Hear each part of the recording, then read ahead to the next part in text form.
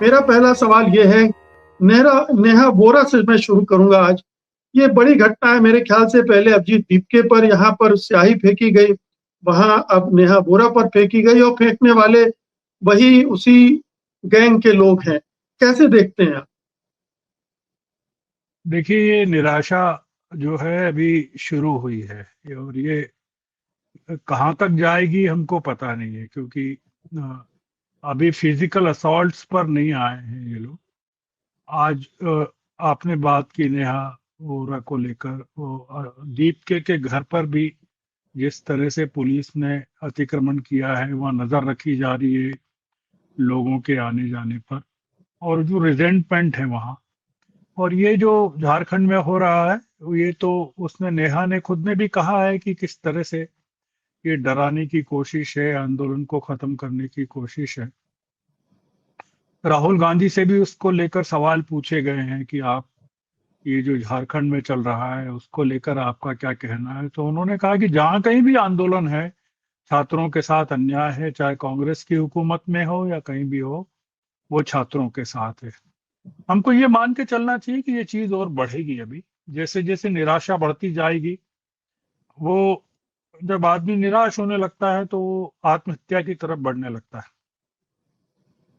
जब हुकूमतें निराश होती हैं तो जिसको अंग्रेजी में कहते हैं स्कॉर्च अर्थ पॉलिसी, कि वो सारे पुलों को, सड़कों को, संवाद के माध्यमों को नष्ट करता है।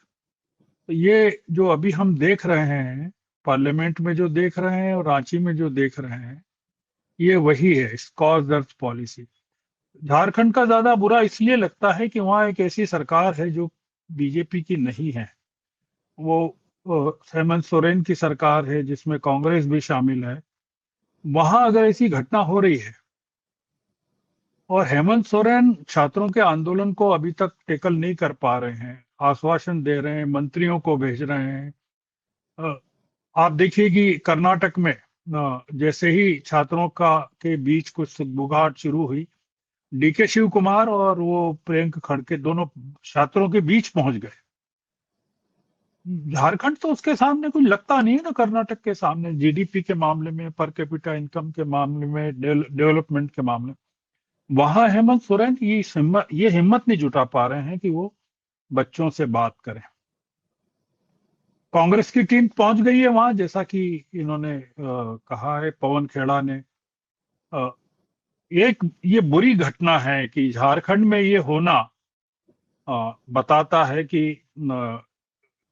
जो कितना संकट कितना बड़ा है, ये जो छात्रों के साथ अन्याय का जो है। इसमें आप एक चीज और जोड़ सकते हैं मुकेश जी, वो काफी सिग्निफिकेंट है। वो ये है कि उत्तर प्रदेश की राज्यपाल आनंदीबेन का एक वीडियो इस समय वायरल है, और वो गोरखपुर में उनका एक भाषण चल रहा है। गोरखपुर के विश्वविद्यालयों में, हॉस्टलों में, बच्चियों के हॉस्टल और बच्चों के हॉस्टल्स में खाने को लेकर और जो अव्यवस्था है उसको लेकर वो पब्लिकली रिप्रिमांड कर रही हैं हुकूमत को।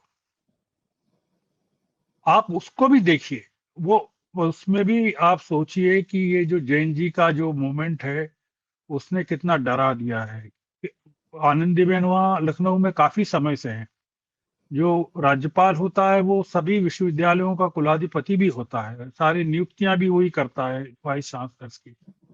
मतलब प्राइमरी रिस्पॉन्सिबिलिटी विश्वविद्यालयों की तो राज्यपाल पर है, पर वो वहां जाकर राज्य सरकार पर, या गोरखपुर जो इनका जो गोल्डन सिटी कहते हैं हमारे मुख्यमंत्री, वहां प्रहार कर रही है। और चुनाव होने वाले हैं अगले साल। तो ये जो आपने शुरू में कहा भूमिका में कितना डर है, मैं उसको बता रहा हूं कि ये स्पाइन में चला गया डर। जो पहले कहीं चेहरे पे दिख रहा था, वो उनकी बॉडी लैंग्वेज में, स्पाइन में प्रवेश कर गया। और ये जो पूरा का पूरा अभी जो पार्लियामेंट में चल रहा है, ये वो दिख रहा है कि जो अ, उसके जो लक्षण दिख रहे हैं कि कितनी बीमार हो गई है सरकार, कितनी घबरा गई है सरकार, वो हमको इसमें नजर आ रहा है। जो आपका मूल जी, सवाल है, जो आपने शुरू में कहा जवाबदेही का, उसके उससे जुड़ा हुआ है जी। तो आप ये कह रहे हैं कि अमित शाह मोदी का सदन में न जाना, इसकी वजह सिर्फ और सिर्फ डर है, घबराहट है कि विपक्ष जिस तरह से सवाल कर रहा है और जो सवाल कर रहा है वो ऐसे हैं कि उनके जवाब देते ही वो और फंस जाएंगे। नहीं, मैं देखिए जिस चीज को मैं आखिर में कहना चाहता हूँ जवाबदेही का, मैं अपनी बात को जो मैं देख रहा हूँ कि अब क्या हो सकता है उससे मैं शुरू करना चाहता हूँ कि मुझे ये लगता है कि अमित शाह संसद को फेस करने को ज्यादा दिन टाल नहीं पाएंगे क्योंकि उनके पास ज्यादा दिन बचे नहीं है। आज का दिन भी पूरा का पूरा वॉश आउट हो गया, आपने देखा पूरी की पूरी बैठकें 19 बैठकें कुल होनी है, उसमें 15 बैठकें समाप्त हो चुकी और अब 4 बची हैं, सोम मंगल बुध गुरु। मेरा ऐसा मानना है मुकेश जी, मैं गलत भी हो सकता हूँ सही भी हो सकता हूँ, कि अमित शाह या तो सोमवार को या गुरुवार को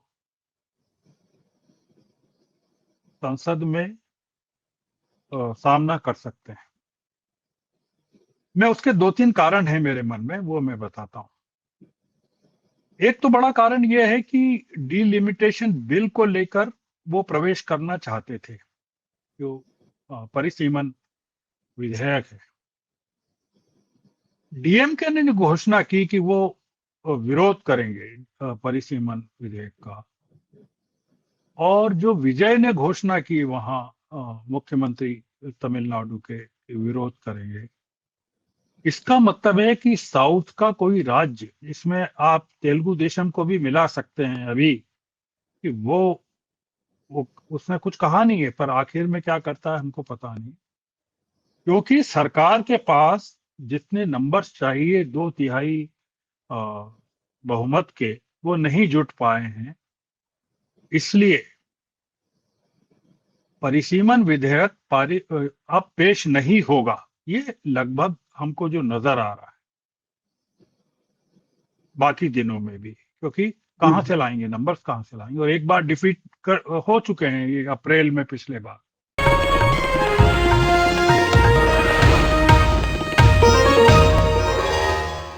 Copyright disclaimer under Section 107 of the Copyright Act 1976. Allowance is made for fair use for purposes such as criticism, comment, news reporting, scholarship, and research. Fair use is a use permitted by copyright statute that might otherwise be infringing.